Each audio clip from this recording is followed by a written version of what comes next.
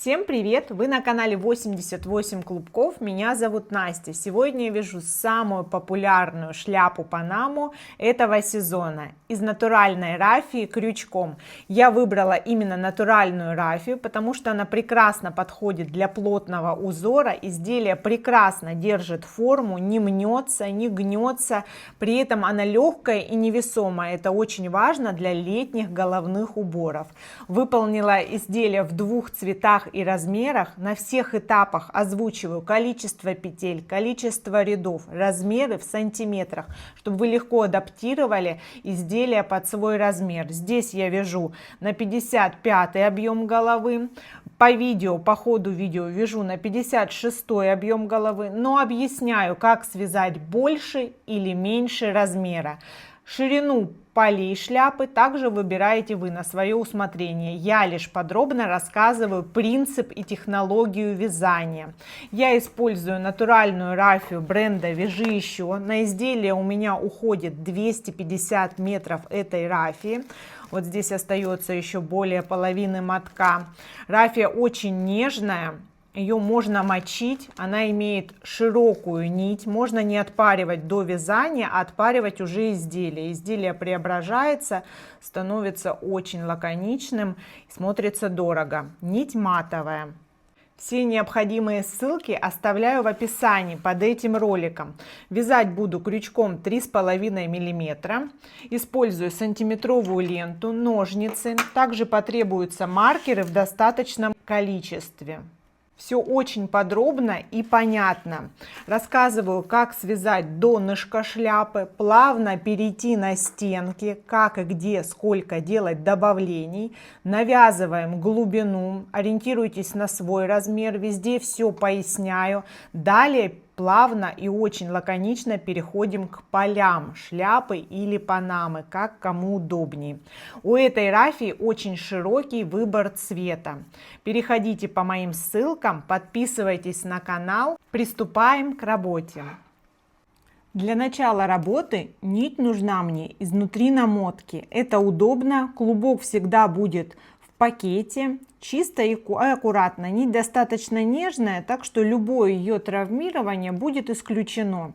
Я вставляю крючок другой стороной и размешиваю в одну в другую сторону, чтобы вытащить центр намотки. Вот так просто. Не цепляю крючком, вынимаю нить. Набрасываю нить на ладонь. Оборачиваю вокруг, минуя мизинец, вставляю крючок под нижнюю нить и подхватываю верхнюю. Здесь достаточно пышно, чтобы выйти на вязание первого ряда без сложностей. Провязываю первый столбик в кольцо. На этом этапе сразу поправляю столбик, чтобы потом хорошо пройти в него вторым рядом в раскол.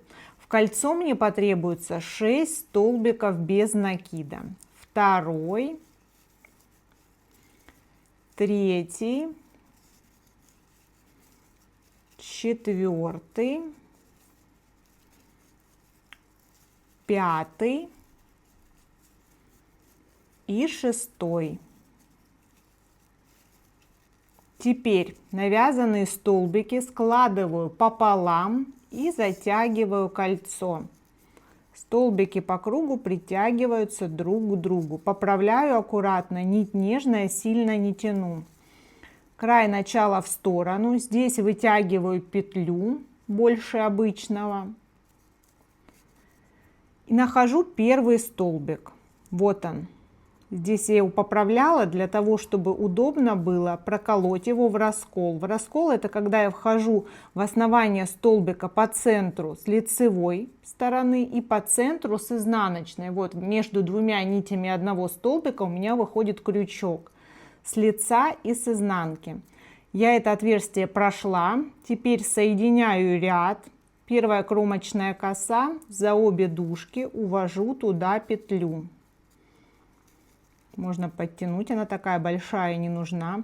Возвращаюсь в раскол в первый столбик. Там у меня уже подготовлено. Здесь сейчас так проблематично и тесно только в первом ряду. Далее будет проще. Вот, крючок прошел в раскол, в центр по лицу, в центр по изнанке. Набрасываю петлю и с помощью рабочей нити провязываю первый столбик второго ряда. Тоже не затягиваю, достаточно пышно и свободно.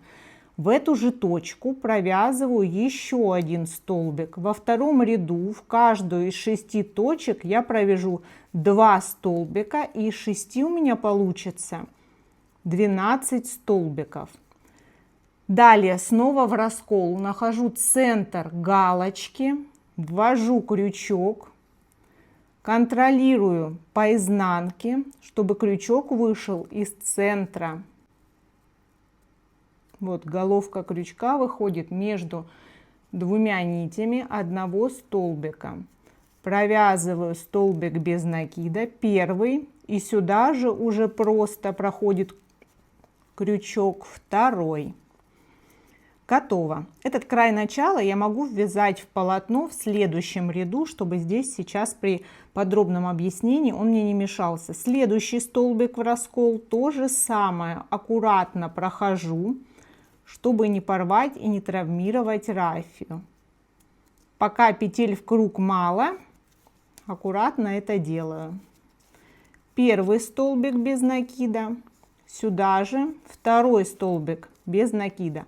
В каждом ряду в круг у меня будет 6 добавлений. Вот 3 уже провязано. Добавление — это когда я провязываю в одну точку сразу 2 столбика. У меня впереди еще 3 точки, довязываю ряд. 12 столбиков во втором ряду, точно так же соединение рядов. Вставляю в первую кромочную косу, не подхватываю лишних нитей, увожу петлю наизнанку. Достаточно свободно и петля, и соединение, не перетягиваю. Теперь нахожу первый столбик ряда, вот он у основания, в раскол прохожу его. Здесь уже попроще. Набрасываю петлю на крючок. Я сразу фиксирую край начала, буду этим рядом ввязывать его в полотно. И с помощью рабочей нити вывожу первый столбик третьего ряда. Так как в каждом ряду мне нужно 3 добавления, я на всякий случай добавляю вам схему, можете сделать скрин и ориентироваться на нее. Я буду добавлять каждый раз немножко в стороне от добавки прошлого ряда. Здесь у меня каждая точка — это добавление прошлого ряда. Поэтому вот из одной точки выходят 2 столбика. Добавка в этом ряду будет провязана в левый столбик, выходящий из одной точки. Вот у меня сейчас я провязываю первый столбик, второй столбик из одной точки. Вот это левый. В него провязываю 2 столбика. Получается, что сейчас столбики чередуются. Один без добавления, следующий с добавлением, без добавления с добавлением, следующий без добавки. Теперь левый столбик, выходящий из одной точки прошлого ряда, сразу 2 столбика в одну точку. Так получается чередование 1, 2, 1, 2 до конца ряда. В третьем ряду ряд начинался одним столбиком, добавка 1, 2, 3, 4, 5. И сейчас 6-е добавление в последнюю точку ряда, чтобы закольцевать чередование. Провязываю последний столбик. Из ряда в ряд соединение по аналогии. Вытягиваю крючок, нахожу первую кромочную косу, за обе дужки увожу петлю наизнанку. Теперь нахожу последнюю, она же первая петля, в раскол ввожу крючок туда, набрасываю уведенную петлю, немножко подтягиваю и формирую следующий столбик уже на 4-й ряд. Так далее. Здесь дальше идет система добавлений. Каждый раз я буду делать добавление, ориентируясь на добавку прошлого ряда. Вот добавление прошлого ряда. Мне нужно не попасть ни в первое, ни во второе, а добавить сразу в следующую точку слева. То есть, по сути, вот это первая точка, это первая добавка этого ряда. Сюда же провязываю второй столбик. Готово. Теперь снова столбик одиночный, первый, второй. С каждым рядом расстояние между добавлениями будет увеличиваться на одну петлю. Если в третьем ряду между добавками была одна одиночная, в четвертом ряду между добавками 2 одиночных. И вот добавление прошлого ряда и сразу слева добавка текущего ряда. Добавки будут уходить по спирали.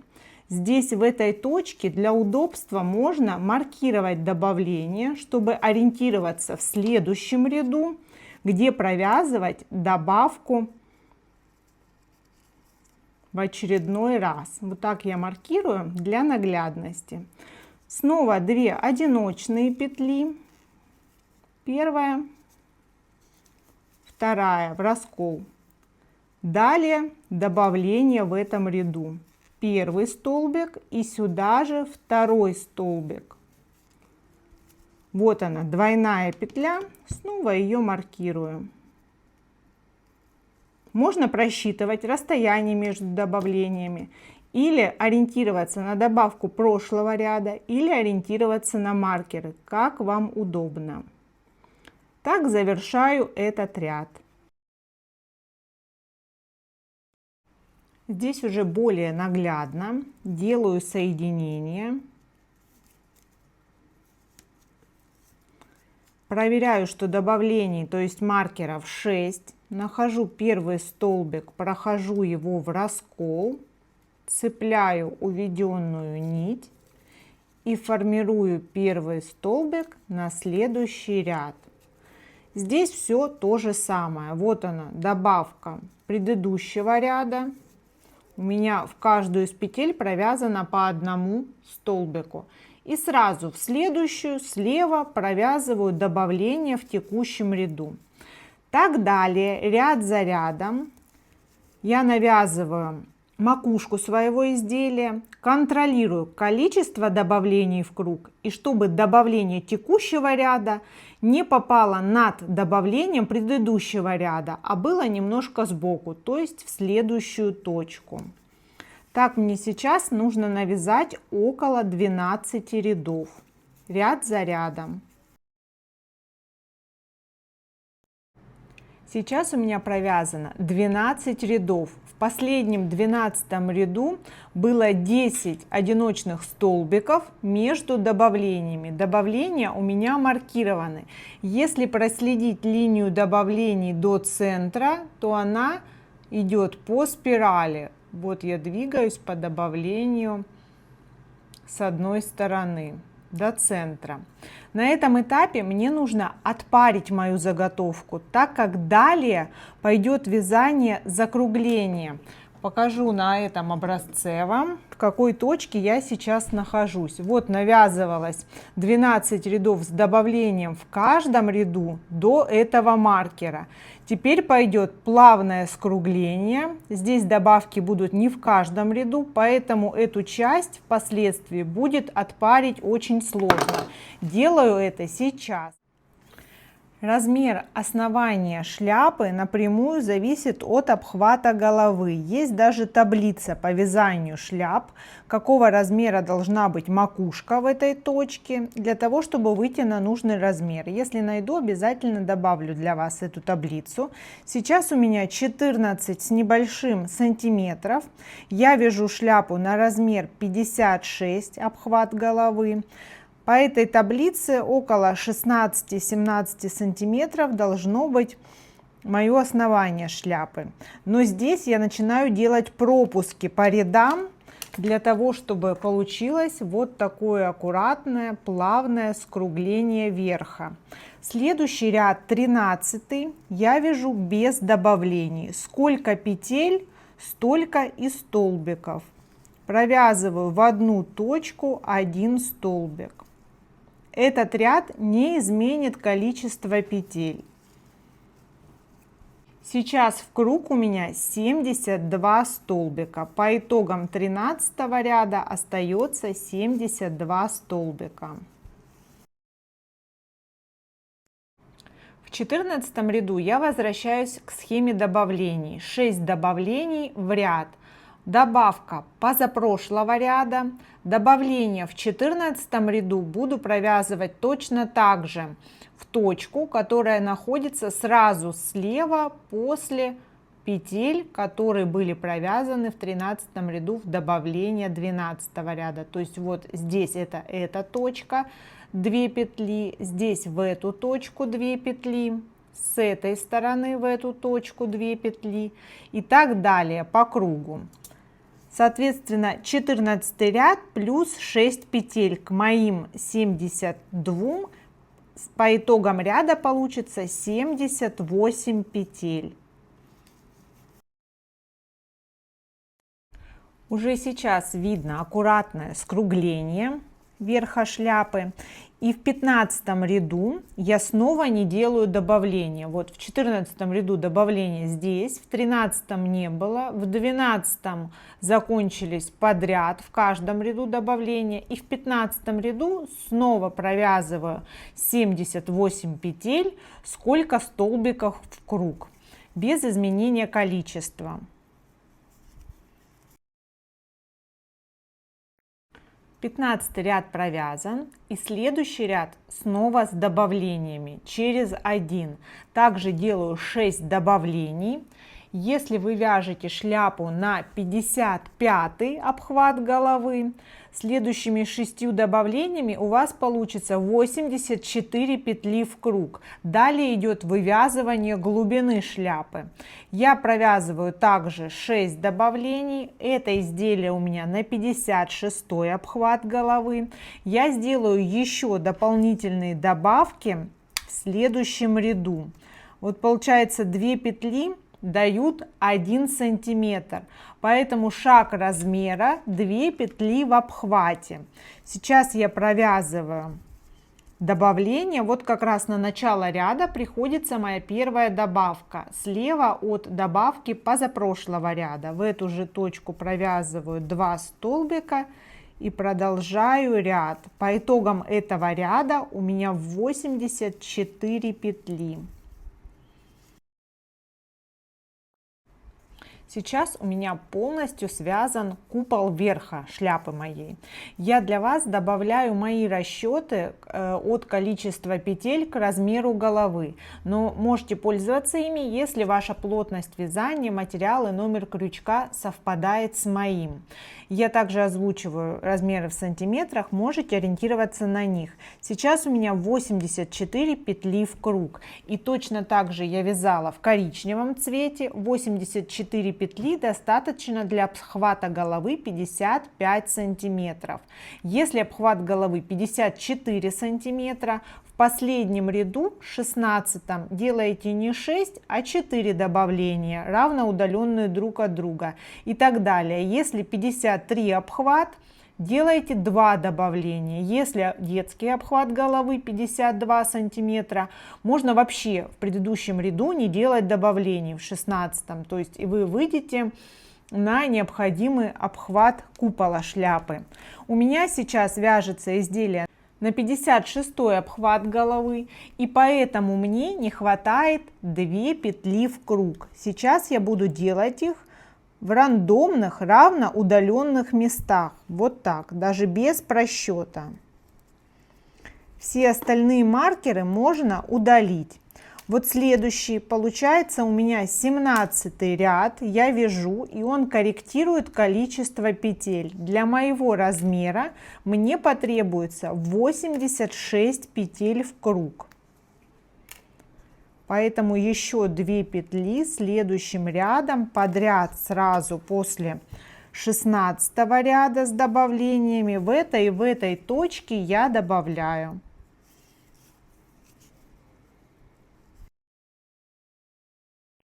Я вышла на необходимое количество петель в круг, и на этом этапе можно отпаривать в любой момент, для того, чтобы придать изделию нужную форму.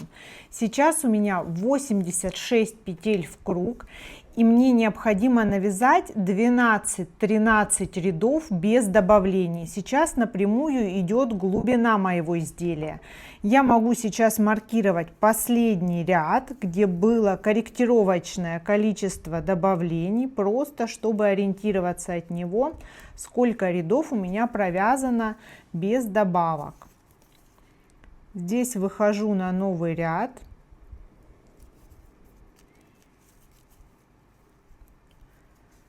Столбик в раскол и так далее. Количество петель в круг, эти ряды у меня не меняется. Контролирую, вяжу с тем же натяжением нити. Вот в этой точке до вывязывания полей шляпы мне нужно вязать по ровной, для того, чтобы форма изделия была та, которой я хочу добиться. Продолжаю ряд за рядом. У меня закончился первый моток, и это мой любимый способ соединения. Жаль, что он подходит только для рафии. Если он вам кажется не очень надежным, просто захватите поглубже нить. С помощью обычного клея-карандаша промазываю участок нити от края до края. Нить должна быть максимально развернута. Прикладываю и возвращаю нити необходимую форму. У меня примерно 4 сложения. Продолжаю работу. В изделии это будет очень крепко и надежно.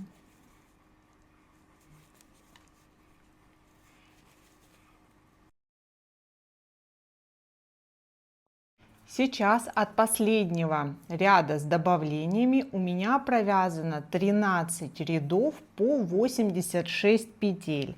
И тулья моей шляпы готова. Глубина до макушки в моем размере 17 сантиметров.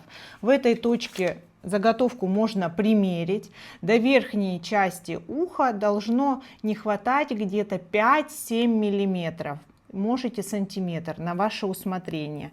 Теперь 14 ряд после маркера у меня будет адаптивный. У меня 86 петель. Мне нужно сделать добавление так, чтобы количество петель было кратно 8. Точно так же нахожу равноудаленные точки, одна напротив другой. И следующим 14 рядом от последнего ряда с добавлениями буду провязывать всего 2 добавки, чтобы у меня получилось 88 петель. Они ровно делятся на 8, получается 11. Сейчас итогово рядов у меня провязано от макушки 30. 31 ряд с 2 добавками. И буду переходить к полям шляпы. Я вставила маркеры в каждую 11 петлю. 88 делится на 8, получается 11. Равноудаленные добавления буду делать со следующего ряда. Вот здесь сейчас 8 добавлений в круг, но такие добавки будут не в каждом ряду, а через ряд, как я делала при переходе от ровного круга к стенкам. То есть сейчас в этом ряду добавка 8 в ряд в каждой маркированной точке. Провязываю по 2 столбика в раскол в те точки, куда вставила маркер. Следующий ряд без добавлений. Через ряд снова добавка. И точку добавления определяю точно так же, как здесь. Если добавление было здесь, ряд без добавлений, в следующем ряду добавление смещается влево и так далее, только по полям. 8 добавок через каждый ряд. Так навязываю необходимую глубину полей. Это тоже на ваше усмотрение. Здесь у меня навязана глубина полей от маркированной точки где-то 7 сантиметров. Далее обвязка. Изделие можно сделать поглубже. Я думаю, что меньше поля не стоит навязывать. Вот это идеальный размер. Так что сейчас перехожу к вывязыванию добавок по той схеме, которую озвучила. Я навязала необходимое для меня количество рядов по полям. Получается, от маркированной точки здесь начинаю добавление, провязала 14 рядов, 7 из них с добавлениями. Напоминаю, добавляла я через ряд. И в последнем ряду у меня нет добавок. В предпоследнем между добавлениями расстояние 16 петель. Можете свериться, связать меньше или больше рядов в зависимости от размера. Сейчас я перехожу к обвязке края. Нахожу первую кромочную косу, вставляю крючок за заднюю полупетлю, подтягиваю и провязываю соединительную. Далее полупетля, дальняя кромочной косы, соединительная. Так по кругу провязываю соединительными. Оформится край и немножко сравняется. Вот если где-то есть неровности, этой обвязкой все уберется. Плюс при отпаривании все еще раз поправляю, ставлю петли на свои места. И таким образом шляпа приобретает ровную, идеальную форму. У меня отпарено примерно до сюда, не отпарила последние 4 ряда. И это ощутимо и заметно, потому что после отпаривания шляпа прекрасно держит форму. Продолжаю обвязку до начала ряда. Завершается ряд обвязки. Я укорачиваю нить с небольшим запасом. Вытягиваю ее полностью, и здесь последнее звено делаю соединение. Вставляю крючок за обе дужки кромочной косы и возвращаю в исходную точку эту нить наизнанку. Здесь прячу с помощью иглы. Моя панама готова, обалденная. Ушло ровно 2,5 мотка пряжи, то есть около 250 метров. От третьего мотка осталось даже немножко больше половины. Это в размере на обхват головы 56 сантиметров. Глубина от макушки до края шляпы 25 сантиметров. Это на объем головы 25 сантиметров. Глубина 24 сантиметра. Обращаю ваше внимание, что здесь у меня провязано полей шляпы 12 рядов, здесь 14, она немножко и больше, и поглубже. Вы вяжете на свое усмотрение, периодически изделия можно примерять. Обалденно держит форму после отпаривания, пластичная, легкая, невесомая и при этом плотная. Прекрасно смотрится в любом цвете. У меня исполнено уже в шоколаде и в песочном, но у этой рафии широкая палитра цвета. Напоминаю, все необходимые ссылки остаются в описании под этим роликом. Напишите в комментарии, если хотите похожую модель из рафии, из целлюлозы. Узор будет немножко другой, так как пряжа ведет себя иначе. Подписывайтесь на мой канал, ставьте лайки, будет много интересных видео. Всем пока!